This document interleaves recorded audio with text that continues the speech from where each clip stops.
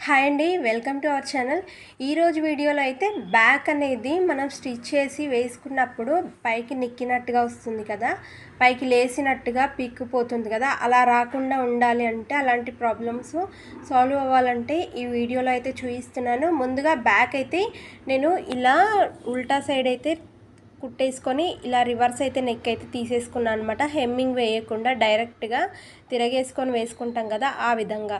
First అయితే మనము blouse పొడవు అనేది ఎంత ఉందో చూసుకోవాలి. దాని మీద ఒక 1/2 ఇంచ్ నుండి 1 ఇంచ్ అయితే ఎక్కువగా పెట్టుకోవాలి కంపల్సరీగా అనమాట. బ్లౌజు పాత బ్లౌజు మెజర్మెంట్ ప్రకారము కొంచెం ఎక్కువగా పొడవు అనేది పెట్టుకోవాలి. ఆ తర్వాత మనం ఇక్కడ టాకాలు వేస్తున్నాం కదా వెనక భాగానికి, ఇది మనం 1 ఇంచ్ అనేది మెజర్మెంట్ తీసుకుంటాం కదా ఎక్స్ట్రా, ఆ 1 ఇంచ్ మొత్తం కవర్ అయ్యేలాగా, అంటే 1/2 ఇంచ్ ఒకటి 1/2 ఇంచ్ ఒకటి వచ్చేలాగా అయితే మనం వేసుకోవాలి కంపల్సరీగా.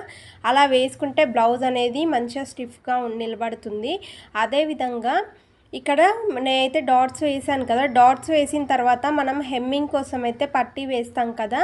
ఇప్పుడు క్లాత్ ఒక 1.5 ఇంచ్ వరకు క్లాత్ తీసుకొని ఒక 1/2 ఇంచ్ వరకు పై సైడ్ అయితే ఇలా మలుపుకొని స్టిచ్ వేసుకోవాలి. ఆ తర్వాత ఇప్పుడు దాని మీద క్లాత్ అనేది పెట్టుకొని ఈ విధంగా మనకి ఎక్కడైతే మనము టాకాలు వేసామో దాని మీద చిన్న కుచ్చో వచ్చే విధంగా రెండింటి దగ్గర కూడా కంపల్సరీగా నేను ఇక్కడ మార్కింగ్ వేసి చూపిస్తున్నాను కదా, అక్కడ ఈ విధంగా నేను చూపిస్తున్న విధంగా చిన్న కుచ్చు అనేది పెట్టుకోవాలి రెండింటి దగ్గర.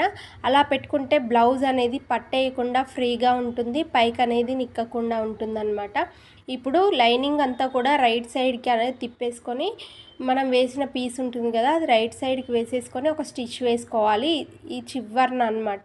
ఇప్పుడు అది లోపలికి మడతేసుకొని ఈ విధంగా మనం హెమ్మింగ్ చేసుకుంటాం కాబట్టి ఇప్పుడు వేస్తున్న స్టిచ్ అనేది తీసేస్తాం కదా, అందుకోసం పెద్ద కుట్ట అనేది పెట్టుకొని ఈ విధంగా వేసుకోవాలి. మనకు ఎక్కడా కూడా బ్లౌజ్ అనేది పైకి పోకుండా మనము వేసుకున్నప్పుడు కూడా స్టిఫ్గా ఉంటుంది. ఈ వీడియో నచ్చితే లైక్, షేర్, కామెంట్